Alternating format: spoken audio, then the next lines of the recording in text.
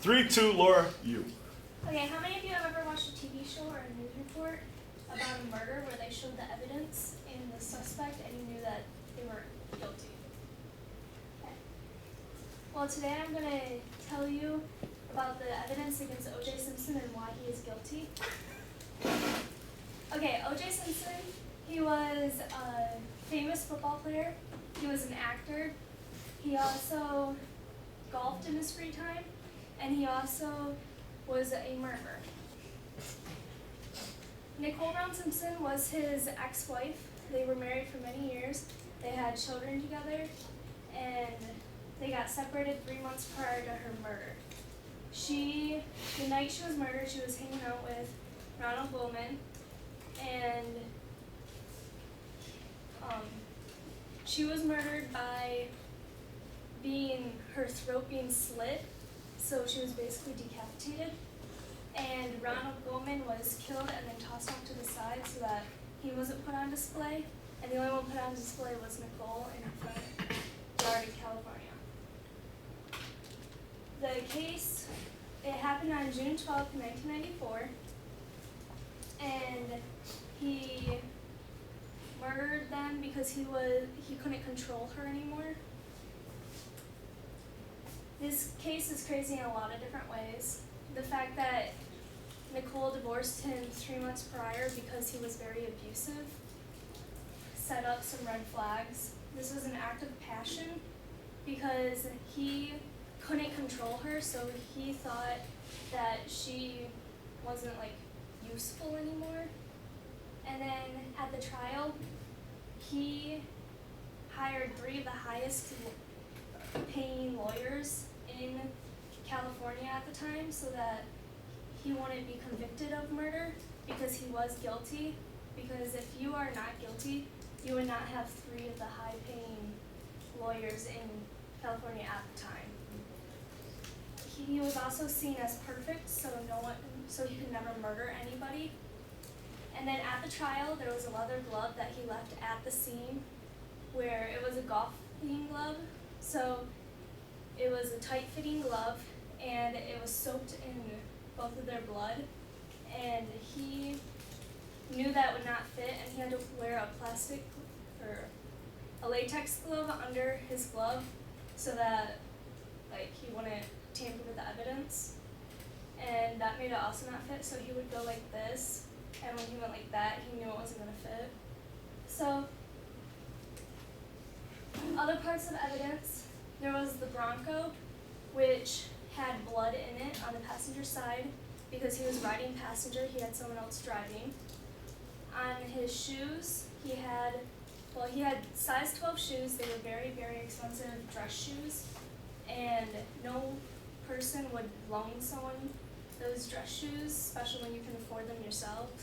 And at court, they asked him if he had those shoes, and he said he didn't, but they found pictures of him with those shoes, in public. And then he also had clothes that were full of blood, and they were found in his house. His reaction to the murder was he didn't say anything when the police called him, really. He was in Chicago at the time because that night he fled to Chicago, and that should raise red flags for people. They didn't really catch that.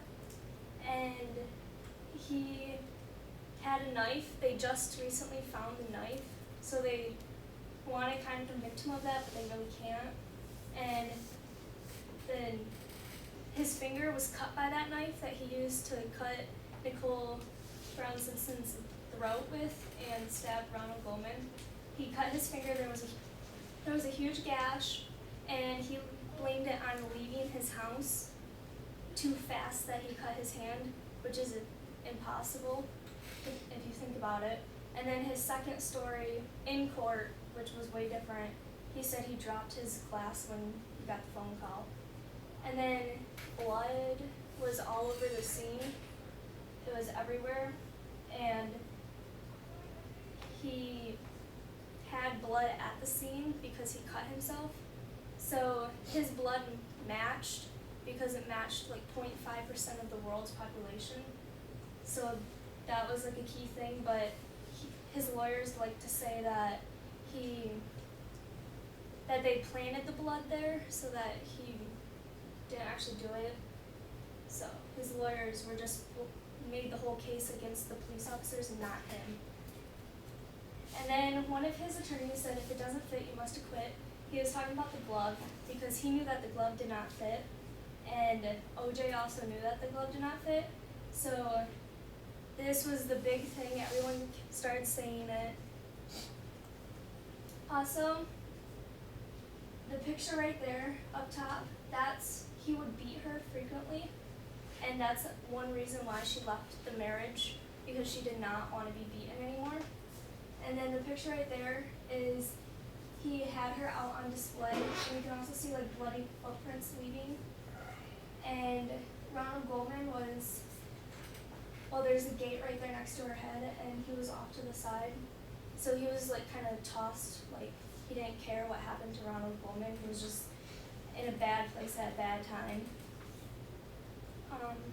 The shoe print comparison, there was size 12 fancy shoes, and the shoe print at the crime scene matches his shoe print.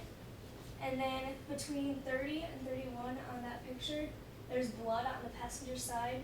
He was on the passenger side because Al Collins was driving the car while they were going, while they left, and they also had this huge chase in this where they traveled like a ton of California during this. And so he is not innocent, because if you put all these facts together, he did it, and people still say that he's not innocent,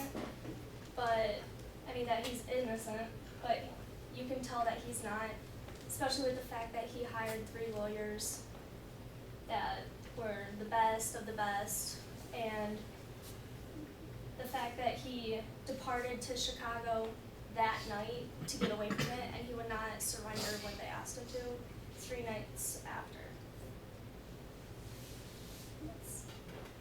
Okie doke, okie doke, okie doke.